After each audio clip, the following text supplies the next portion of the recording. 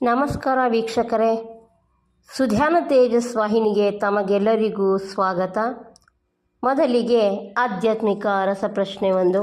ಅನ್ನಪೂರ್ಣೆ ಸದಾಪೂರ್ಣೆ ಶಂಕರ ಪ್ರಾಣವಲ್ಲಭೆ ಜ್ಞಾನವೈರಾಗ್ಯ ಸಿದ್ಧ್ಯರ್ಥಂ ಭಿಕ್ಷಾಂದೇಹಿ ಚ ಪಾರ್ವತಿ. ಇದು ಶ್ರೀ ಅನ್ನಪೂರ್ಣಾ ಸ್ತೋತ್ರದಿಂದ ಆಯ್ದ ಸಾಲುಗಳು. ಈ ಜನಪ್ರಿಯ ಅನ್ನಪೂರ್ಣಾ ಸ್ತೋತ್ರವನ್ನು ರಚಿಸಿದವರು ಯಾರು? ಇದರ ಉತ್ತರವನ್ನು ಮಹಾಭಾರತದ ಪಾತ್ರ ಪರಿಚಯ ಮುಗಿದ ನಂತರ ಕೊನೆಯಲ್ಲಿ ಪ್ರಕಟಿಸಲಾಗುವುದು. ಅದರ ಮಧ್ಯದಲ್ಲಿ ತಮಗೆ ಈ ಉತ್ತರ ತಿಳಿದಿದ್ದರೆ ಕಾಮೆಂಟ್ ಬಾಕ್ಸಲ್ಲಿ ನಮಗೆ ತಿಳಿಸಬಹುದು. ಈಗ ಮಹಾಭಾರತದ ಪಾತ್ರ ಪರಿಚಯ 3. ಅಂಜನ ಪರ್ವ. ಮಹಾಭಾರತ ಯುದ್ಧದಲ್ಲಿ ಲೆಕ್ಕವಿಲ್ಲದಷ್ಟು ಹಿರಿಯರ ವಯಸ್ಕರ ತಲೆಗಳು ಉರುಳಿವೆ. ಆದರೆ ಜೊತೆಯಲ್ಲೇ ಎಳೆಯ ತರುಣ ವೀರರು ಹೋರಾಡಿ ಪ್ರಾಣವನ್ನು ಅರ್ಪಿಸಿರುವುದೂ ನಿಜ. ಅಂಜನ ಪರ್ವ ಅಂಥವರಲ್ಲಿ ಒಬ್ಬ.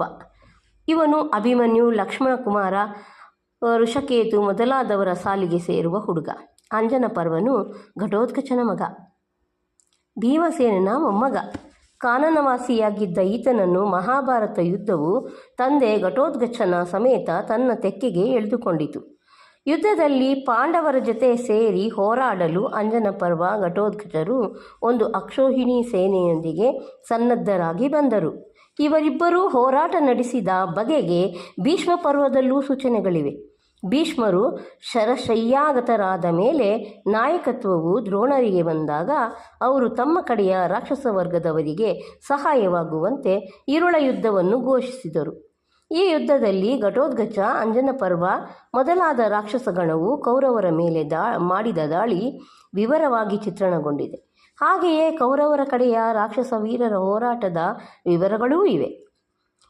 ಲಕರುಕಿನಂತಿದ್ದ ಮಹಾಬಲಶಾಲಿ ಅಂಜನ ಪರ್ವನು ಅಶ್ವತ್ಥಾಮನ ಮೇಲೆ ನುಗ್ಗಿ ಬಂದ ರೀತಿಯನ್ನು ವ್ಯಾಸರು ಚೆನ್ನಾಗಿ ಚಿತ್ರಿಸಿದ್ದಾರೆ.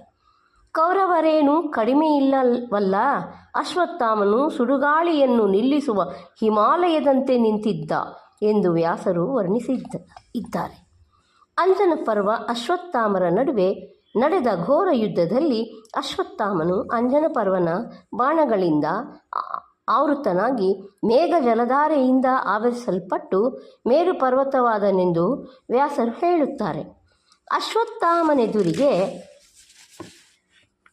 ಹೋರಾಡುವುದೆಂದರೆ ಸಾಮಾನ್ಯವಲ್ಲ. ರುದ್ರ ಮತ್ತು ಚಂಡಿಯರ ಉಪಾಸಕನಾಗಿದ್ದ ಅಶ್ವತ್ಥಾಮ ರುದ್ರ, ಶಿವ, ಇಂದ್ರರಿಗೆ ಸಮಾನನಾದ ಶಕ್ತಿಶಾಲಿ.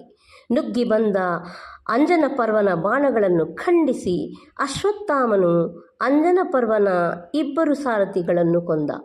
ಅನಂತರ 3 ಬಾಣಗಳಿಂದ ಅಂಜನ ಪರ್ವನ ತ್ರಿವೇಣಕವನ್ನು, ಅಂದರೆ 3 ಬಾಣಗಳಿಂದ ಅಂಜನ ಪರ್ವನ ತ್ರಿವೇಣಕವನ್ನು, ಅಂದರೆ 3 ಧ್ವಜಗಳಿದ್ದ ರಥವನ್ನು ಮುರಿದು ಅವನ ಧನುಸ್ಸನ್ನು ರಥಾಶ್ವಗಳನ್ನು ಕತ್ತರಿಸಿ ಹಾಕಿದ. ಆಗ ಅಂಜನ ಪರ್ವನು ಕೆರಳಿ ತನ್ನ ಬಾರಿಗೆ ಗದೆಯನ್ನು ಅಶ್ವತ್ಥಾಮನ ಮೇಲೆ ಎಸೆದನು. ಅಶ್ವತ್ಥಾಮ ಅದನ್ನು ತುಂಡು ಮಾಡಿದನು. ಈಗ ಅಂಜನ ಪರ್ವನು ರಾಕ್ಷಸರಿಗೆ ಸಹಜವಾದ ಮಾಯಾಯುದ್ಧವನ್ನು ಆರಂಭಿಸಿದ. ಆದರೆ ಆಕಾಶಕ್ಕೆ ಹಾರಿ ಅದೃಶ್ಯನಾಗಿ ನಿಂತು ಗರ್ಜಿಸುತ್ತಾ ಭಾರಿಯ ಮರದ ಕೊಂಬೆಗಳನ್ನು ಅಶ್ವತ್ಥಾಮನ ಮೇಲೆ ಎಸೆಯಲಾರಂಭಿಸಿದ. ಸೂರ್ಯನು ಕಿರಣಗಳಿಂದ ಮೋಡಗಳನ್ನು ಚದುರಿಸುವಂತೆ ಅಶ್ವತ್ಥಾಮನು ಆ ಮರಗಳನ್ನು, ಆಯುಧಗಳನ್ನು ತುಂಡುಗಡಿದ. ಆಗ ವಿಧಿಯಿಲ್ಲದೆ ಅಂಜನ ಪರ್ವನು ಭೂಮಿಗಿಳಿದು ಬಂದು ತನ್ನ ಸುವರ್ಣ ರಥವನ್ನೇರಿ ಯುದ್ಧಕ್ಕೆ ಬಂದ.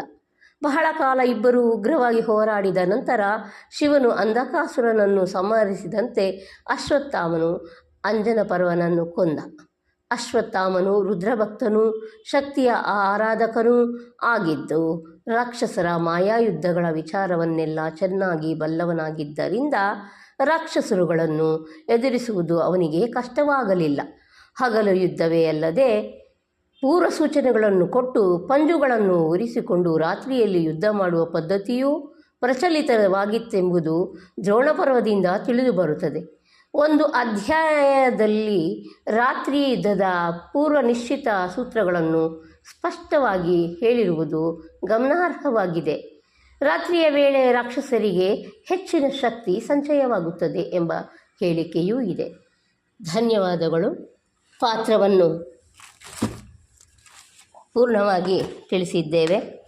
ನಂತರ ನಿಮಗೆ ಆ ಪ್ರಶ್ನೆಗೆ ಉತ್ತರವನ್ನು ಹೇಳುವ ಸಮಯ ಆಸೀನವಾಗಿದೆ.